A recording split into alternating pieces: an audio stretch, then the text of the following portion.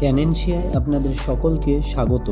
গত কয়েকদিন ধরে নিফটি কেমন পারফরমেন্স করেছে এবং আগামী দিনে কেমন পারফরমেন্স করতে পারে সেই নিয়ে বিস্তারিত আলোচনা করব এই ভিডিওতে, তবে সম্পূর্ণটাই এডুকেশনাল পারপাস। আসুন শুরু করা যাক।